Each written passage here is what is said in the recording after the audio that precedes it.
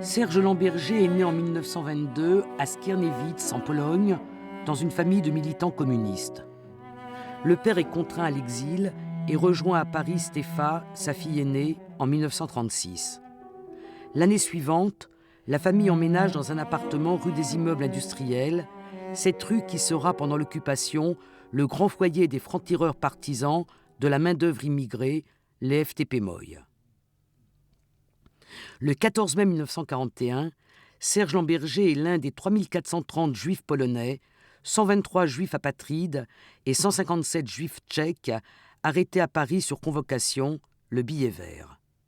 Il est conduit au camp de Beaune-la-Rolande dans le Loiret, où il passe plus d'un an. Serge Lamberger est déporté le 28 juin 1942. Il a 19 ans. Quand nous sommes arrivés à Beaune-la-Rolande, on nous a expliqué à Beaune-la-Rolande, les conditions étaient assez difficiles pour l'époque. Comme je disais tout à l'heure, je vous ai dit, quand on remet les choses dans leur contexte et dans leur temps, on s'aperçoit que Beaune-la-Rolande de l'époque de ceux qui étaient arrêtés le 14 mai, c'était terrible. Pourquoi?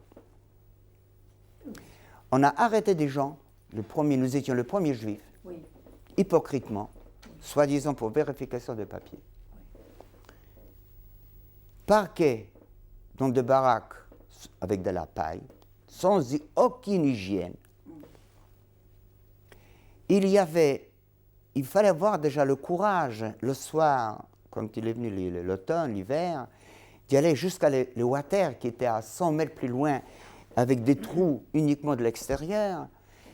Et c'est là qu'est né ce fameux mot, le radiochiotte. Ce qu'on appelle le radiochiotte, pourquoi nous nous retrouvions tous devant ces trous alignés. Vous voyez cette image, alignée, une vingtaine comme ça, nous nous racontons les histoires qu'on a appris, ils disaient, tiens, on va être libérés, toutes les histoires, tous les bruits, toutes les rumeurs, oui. Toutes les rumeurs, on se les racontait au radiochiotte. Et c'est là que c'est venu le radiochiotte. Oui. Ça y est, tu étais au radiochiotte, tu racontes, c'est ça. Et il fallait organiser ce camp moralement. Nous n'étions pas battus. Et vous étiez les premiers dans le camp. Le premier juif arrêté. Le premier juif arrêté en France, officiellement, sauf des cas exceptionnels. C'était la fameuse loi de Vichy. Donc on a commencé, ceux qui étaient déjà éduqués politiquement, on a commencé d'abord à s'organiser entre nous des collectifs, ce qu'on appelle, par groupe. Donc on choisissait des camarades qui recevaient des colis ou qui devaient recevoir, qui se débrouillaient moins, qui n'avaient pas de situation, qui n'avaient rien. Donc on s'est groupé déjà par infinité. Et je vous le dire, la plupart des temps, ou c'était des partis communistes ou sympathisants. On a commencé à savoir qu'on va nous envoyer travailler, qu'il n'y a pas de raison qu'on nous garde ici nourrir sans rien faire, quand les soldats allemands se fait tuer sur le front, et que nous allons travailler. On nous a rasé les têtes, un beau jour, c'était au 42, et on nous préparait pour le transport. Le 28 juin, le matin, c'est là pour la première fois on a vu les Allemands sont arrivés, et on nous amenait à la gare de Beaune-la-Rolande. Nous sommes partis dès Beaune-la-Rolande directement. Avant nous, il n'y avait que 4 transports qui sont partis de France. Il y avait ceux de 27 mars, oui, le premier convoi. Il y avait après un arrêt jusqu'au mois de juin. Au début de juin, il y avait ceux de Compiègne. C'était ce qu'on appelait là-bas un compte de 38 000. Et c'était que des punis. Il y avait des punis, ceux qui étaient punis à Beaune-la-Rolande, ceux qui étaient punis à Pithiviers, ceux qui étaient punis à Drancy. On a expédié, c'était les 38 000. Après, il y avait un autre transport qui est parti dès Drancy, qui était le 40 000. Il y avait Pithiviers qui partait, qui était le 4e transport, le 25 juin 42, et le 28 juin, nous. Le 5e transport, c'était nous. C'était un transport. Pour nous, nous étions 1000. J'ai appris après que sur la route, ils nous ont accroché à un wagon de femmes que je n'ai jamais vu. Je n'ai jamais su, je n'ai jamais vu. J'ai appris ça après la guerre par le livre de Klapsfeld. Donc, 5 heures du matin, dans le wagon, wagon de bestiaux à 100, une tunette au milieu. Les conditions affreuses dans ce wagon. Mais heureusement, comme nous nous connaissions, nous sommes rentrés dans le wagon qu'il y ait des gens qui se connaissaient, nous étions un an ensemble. Des groupes de familles, familles réelles, familles politiques. Donc on s'organisait dans le wagon.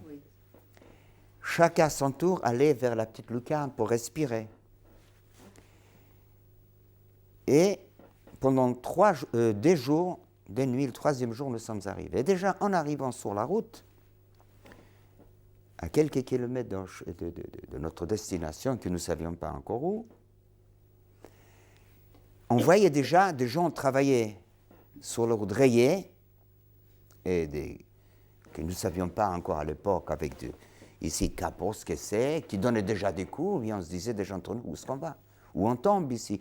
Mais dans notre tête, c'était sûrement des criminels, des choses comme ça, mais bon, on n'a pas encore réalisé la chose réelle, malgré le peur qu'on commençait déjà à avoir. À l'époque, les wagons, les trains n'allaient pas jusqu'à Birkenau comme par la suite. Ils se sont arrêtés à Auschwitz. La rampe, ce n'était pas encore fait. On a choisi des sons les plus costauds qu'on a gardés à Auschwitz, parmi lesquels j'ai été. Donc c'était là qu'on m'a séparé de tous les autres, de mon oncle, de tous. Alors vous êtes séparé de votre oncle à ce moment-là? À ce moment-là, on m'a séparé de mon oncle. Parce qu'il ne s'était pas appelé par alphabet, c'est toi, toi, toi et toi, on nous a sortis. Donc, il n'y avait aucun moyen. Alors, avec des coups, parce que sortir de rang, ce n'était pas simplement sortir de rang. C'était terrible. Et on nous a gardés, nous, pour nous envoyer travailler à Bouna. L'époque, Bouna, c'était des marécages. Et il fallait dessécher ces marécages, renforcer le terrain sur lequel ils allaient construire la fameuse usine de Bouna pour IG Farben. Donc nous étions les premiers à bétonner le terrain, à assécher. C'est l'ironie, vous avez asséché des marais. Des marais. Comme on faisait en Palestine aussi. Voilà. Mais là, c'était sans illusion. Nous savions déjà ce que nous attend.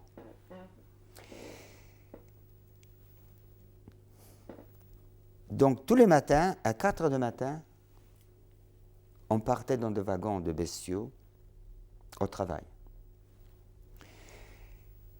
Nous étions 100 par wagon. Nous sortions par 100. Ce qu'on appelait, les Allemands appelaient ça des Hundertschaft. Il y avait quelques Hundertschaft qui sortaient travailler. Déjà à la porte, sortant, étant donné qu'il n'y avait pas de chambre à gaz, et on ne gazait pas encore à l'époque, il fallait quand même liquider des gens, ils avaient l'ordre, les capots et les SS, de revenir avec une certaine quantité de morts. Ça pouvait y aller jusqu'à 25, dans une centaine, jamais plus. Jamais plus. Pourquoi? Parce que pour revenir, il fallait être à 3 pour porter un cadavre. Donc, ça n'a jamais dépassé les 25. Quand ils sont arrivés au chiffre 25, on savait que ça, aujourd'hui, on survivra. Jusqu'à là, non. Ils ont tué par des coups, fusillés. Ils ont installé ce qu'ils appelaient un poste inquiété, ça veut dire qu'on avait le droit d'y aller jusqu'à un certain endroit, au travail. Les SS, pour s'amuser, lançaient quelque chose hors de cette ligne imaginable, qu'on ne voyait pas, c'était une ligne. Oui. Et va me chercher. Bon, on partait chercher. Il l'a battu. Et il avait 3 jours de permission pour ça. Un SS qui a abattu un déporté, soi-disant il voulait s'évader, avait 3 jours de permission. Donc pour avoir ces 3 jours de permission, ils abattaient très très très facilement. Hein. Ce n'était pas grand-chose pour eux. Et on a arrêté de travailler parce qu'il y avait une épidémie de typhus. Donc ils ne nous ont plus laissé sortir à Bouna. Nous sommes restés dans le camp d'Auschwitz. J'ai attrapé le typhus et une pleurésie d'abord, un typhus après. À l'hôpital, le typhus, et je suis rentré à l'hôpital avec une pleurésie. Et on savait très bien, nous déjà, on était déjà soi-disant des anciens, au bout de quelques mois, hein, quand on rentre à l'hôpital, on ne ressort plus. J'avais une chambre. Toujours, c'était une question. Vous savez que chaque déporté, si on rentrait, sur les 80 000, nous sommes rentrés que 2500. Nous ne savons pas nous-mêmes pourquoi. On avait une main tendue, un hasard de la chose. On ne peut même pas appeler ça un miracle parce qu'il y a beaucoup plus de miracles que de survivants. Hein. Le médecin qui m'a reçu à l'hôpital, c'était un Polonais, un salaud, un assassin. Mais c'est un pays à moi. Ah, Dieu, Votre région. De ma ville C'est de la Pologne. ville. C'est un Polonais. Quand il m'a questionné en rentrant à l'hôpital, quand il a su que je suis de Skierniewice, il dit, tiens, moi j'étais étudiant à Skierniewice et dans votre boulangerie, j'ai acheté des petits pains. Et c'était bien. Donc, des fois par semaine qu'il y avait des sélections à l'hôpital, on vidait l'hôpital, on menait au gaz. Lui, il me cachait. Il me mettait parmi les Polonais et parmi les Allemands, parce que les Allemands et Polonais n'étaient pas gazés. Il n'y a que les Juifs qui étaient gazés. Et comme ça, jusqu'à quand j'étais sorti de typhus, sorti de pleurésie, sans médicaments, où on mourait, ou on sortait. Et quand les Polonais, à l'époque, recevaient des colis, et ils me donnaient à manger de ces colis. Parce que si j'aurais dû quitter l'hôpital pour aller travailler, c'était la mort certaine. J'étais battu, torturé. Et j'ai obtenu un jour ce qu'on appelait là-bas Steinbunker. Il y avait le bloc 11, si vous avez entendu parler. Oui. Le bloc 11, c'était le bloc de torture. Et on torturait pour questionner si bien des gens de l'intérieur des camps, comme ils amenaient de l'extérieur des Polonais. Mais il y avait aussi, comme moi, des punis des camps. Ça veut dire qu'on a obtenu Steinbunker, c'était des cages. Je ne sais pas si qui de vous était déjà à Auschwitz, dans le bloc 11. En dessous, il y a des cages. Dans les cages, on rentrait par 4. Il fallait passer toute la nuit debout. C'est pour ça que ça s'appelle Steinbunker, veut dire Stein, debout. Bunker veut dire en dessous, dans les cages. Un jour de Steinbunker, j'ai obtenu, je n'aurais pas supporté. C'était la mort certaine. Mais toujours, les circonstances, le capot de ce bunker, c'était un juif polonais, Jakub, il s'appelait. C'était un garçon qui pliait les fers sur les foires en Pologne avant la guerre. Et lui, c'est lui qui était le capot de Steinbunker. Quand il s'est aperçu que je suis juif, qui était exceptionnellement rare. Oui, dans le bloc 11. Le bloc 11 à juif. Donc, il me gardait toujours à la fin. C'est-à-dire quand il remplissait une cage, deuxième cage et troisième cage. Des fois, on n'était que 2 dans une cage. Donc, on pouvait s'asseoir, dormir. Et si c'était complet, il me laissait dehors. Ça veut dire sur le ciment à côté. Et je dormais, si on plaît ça dormir, dehors. Donc, et c'est ça qui m'a sauvé. On a voyagé pas mal de temps. Et un beau matin, il faisait froid, c'était novembre plutôt, octobre ou novembre. Et on descend dans les trains, et où on arrive? Au Umschmückplatz. Umschmückplatz, c'est là où on déportait tous les Juifs de Varsovie. Et nous étions ceux qu'on est arrivé le premier à nouveau sur cette place. Oui. Je ne connaissais pas Varsovie, puisque même j'habitais que 60 km de Varsovie quand j'étais gosse, mais on ne voyageait pas comme maintenant, hein. Je ne connaissais pas. Mais il y avait parmi nous énormément de gens de Varsovie, puisque le commando qu'ils ont expédié à Varsovie, il fallait qu'ils ne comprennent pas le polonais. La chose comique de la chose, nous étions arrêtés en France parce qu'étrangers, parce que polonais. Mais pour les Allemands, nous étions considérés de Français. Donc ils ne savaient pas, oui. Ils ne savaient pas, nous portions le F ici. Parce que normalement, ils avaient envoyé des gens, effectivement, des Juifs grecs ou des gens qui ne parlaient pas. pas. Et notre transport était 80% que des Polonais. Oui. Et ils ne savaient pas. C'est ça l'administration. On est de France, on est des Français. En France, nous étions étrangers. En Allemagne, nous étions des Français. Et on rentre, on nous fait rentrer dans le ghetto. Et on marche. Est-ce que vous pouvez me rappeler la date? C'était, je crois, la date exacte, je ne me souviens pas, mais ça devait être novembre ou au début octobre. Oui, c'est 1940. 43. 43. Et on commence à marcher, vous voyez, les ruines, des squelettes bouffés par les rats dans les rues, des cadavres, des gens qui commencent à crier derrière moi, mais c'est Varsovie, c'est ça, c'est la rue Smocha, c'est la rue Gensha. Où on est là? Parce qu'il faut dire aussi que nous savions à peu près de cette insurrection du ghetto de Varsovie. Par la résistance, et puis pas des transports qui venaient. Mais savoir exactement tout, nous ne pouvions pas le savoir. Mais quand on a vu ces ruines, le matin froid, en marchant, on avait des espèces de machins en bois, des claquettes, et dans ce silence, on attendait qu'est-ce ce bruit de cette marche, des pleurs, des gens derrière qui reconnaissaient leur ville, ces ruines, ces morts. On ne croyait pas que nous sommes quelque part sur la terre. On avait l'impression de tomber. Quand j'ai arrêté, il n'y avait pas encore de bombardements. Je n'ai jamais vu de bombardements dans ma vie. Et de voir toutes ces ruines, toutes ces maisons brûlées, détruites. Où sommes-nous? Il fallait ramener des rails, des ruines, tout. Il fallait tout ramener, sortir des ghettos, expédier en Allemagne. C'est bien les poutres, les briques. Bien sûr, ils cherchaient aussi autre chose. Le deuxième commando construisait à Caen. Il fallait construire à Caen immense, qu'ils étaient dans les prévisions de construire à Caen immense. Et l'autre commando qui était le commando qui travaillait à l'intérieur du camp, c'est-à-dire le buraliste, la cuisine, le secrétariat, tout. Mais un camp pour qui, monsieur?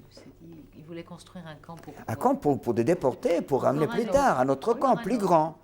Puisqu'après les plans, le ghetto de Varsovie devait disparaître.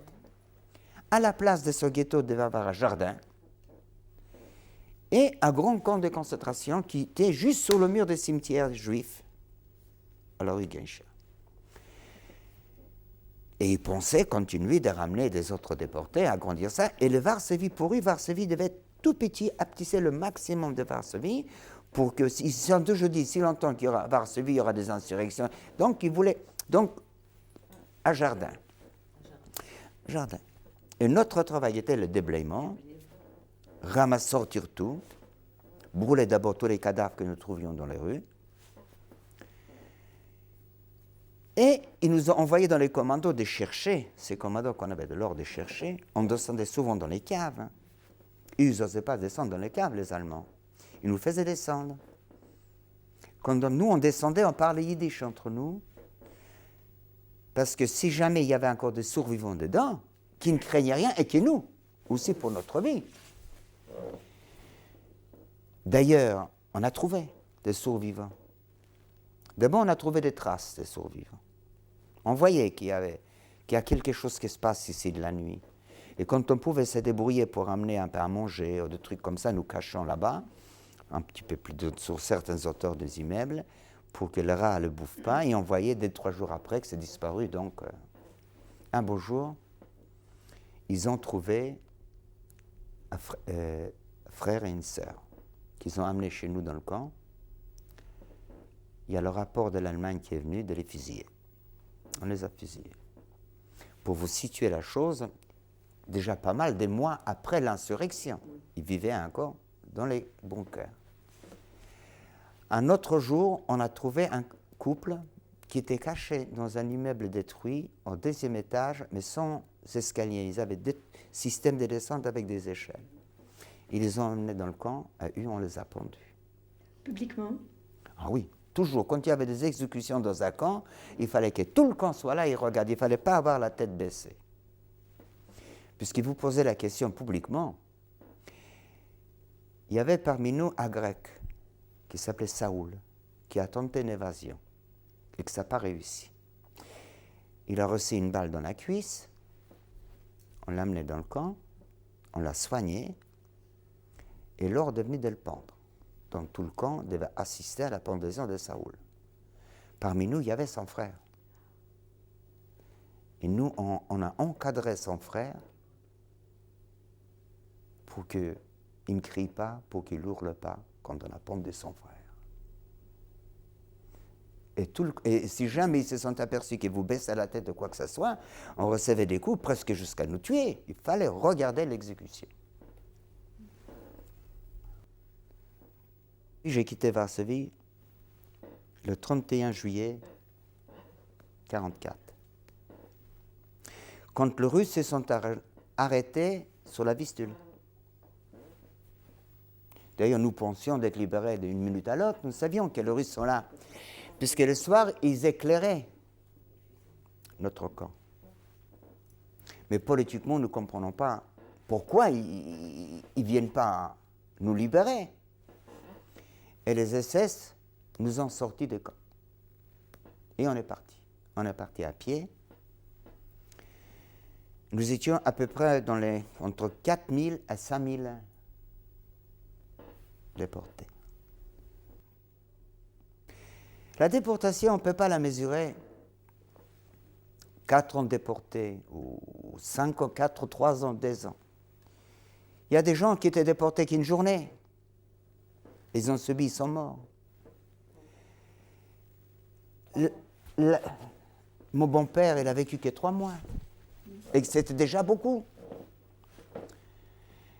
La déportation, c'était chaque jour, chaque minute, chaque seconde. Vous viviez maintenant, on se couchait. Déjà perdre toute une journée de travail heureux, on se mettait sur nos lits pour dormir. Une folie des chefs de bloc. Réveille tout le monde, contrôle du pied. Si on a des pieds sales. Qui n'avait pas des pieds sales? Et on tue une vingtaine, parce qu'il avait des pieds sales. Déjà sur la couche. C'est pour ça que chaque seconde, chaque minute, chaque respiration, c'était la vie ou la mort. Et c'est pour ça que chacun de nous, si on pouvait vraiment raconter notre déportation, c'est difficile. Je le sais que c'est difficile. Je le raconte parce que il faut, ça sera dit, c'est pour les enfants, c'est pour plus tard. Mais je sais que maintenant, pendant 8 jours, je ne dormirai pas. Mais c'est nécessaire. Nous avons juré à nos camarades qu'on a laissés là-bas, que si longtemps que nous vivrons, on parlera d'eux. Parce que le jour que nous arrêterons de parler d'eux, ils seront morts encore une fois. Et vous savez que chaque déporté se pose la même question. Et je me la pose très souvent. J'habite Cannes. C'est merveilleux, c'est joli. J'habite dans un parc formidable. Quand j'ouvre le matin la fenêtre, tous les matins, sans exception, je me pose toujours la même question. Pourquoi moi et les autres? Cette question ne quitte jamais les déportés. Il n'y a pas le jour que nous ne pensions pas de notre déportation. On ne le dit pas. Vous savez, au début, on nous accuse, pas l'accuse, on nous reproche qu'on n'a pas parlé, on n'a pas raconté. C'est faux. On voulait raconter, on voulait parler. On nous a empêchés de parler. D'abord, on ne croyait pas, car c'était impossible de croire. Un cerveau normal ne pouvait pas s'imaginer. Comme je vous ai dit au début, nous étions 80 000 déportés juifs de France, on est rentré 2500. Quand on racontait ça aux femmes, aux mères qui ont laissé leurs enfants ou leurs maris là-bas, ils nous posaient toujours la même question. Comment ça se fait que mon mari, il était grand, costaud, en bonne santé, il n'est pas rentré, vous êtes rentré? Et il y avait toujours cette suspicion, presque d'accusation. Qu'est-ce que vous avez fait pour vous sortir? Alors on a arrêté de parler. Dans un autre côté, on nous a empêchés de parler. Le gouvernement français de l'époque avait l'intérêt qu'on ne parle pas. Il y avait 110 000 déportés résistants en France. Ils sont rentrés 40 000. Un tiers est rentré.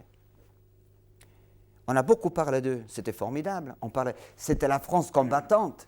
C'était pas la France de Vichy, c'était pas là. On a parlé des résistants, de la déportation. Mais parler des 2500 juifs, c'était accuser Vichy. Nous étions déportés avec l'aide de Vichy. Donc on nous empêchait de parler. Il y avait des lois discriminatoires. Après la guerre, il y avait des statuts. Il y avait un statut pour les déportés résistants. il y avait un statut pour les déportés juifs, que les déportés juifs, en étant 4 ans déportés, n'avaient pas le même droit pour les mêmes maladies qu'un résistant qui était déporté qu'1 mois. Il fallait se battre. Nous nous sommes battus au moins 10 ans pour obtenir le même droit. Serge Lamberger arrive à Dachau après un périple à pied et en train. Évacué mi-avril 1945, libéré par les soviétiques, il est rapatrié à la mi-juin. Son frère Nathan, évadé du train de déportation, a été fusillé. Jean, grande figure de la résistance armée, déporté lui aussi, a, quant à lui, survécu. Le jour de son arrivée au centre d'accueil des déportés de l'hôtel Lutetia, Serge Lamberger rencontre sa future femme, Louise Zisman, dont la famille a caché et sauvé ses parents et sa sœur. Ils ont 2 enfants, 5 petits-enfants. Serge a été vice-président de l'Amicale des déportés juifs de la Côte d'Azur. Serge Lamberger est décédé le 16 mai 1994.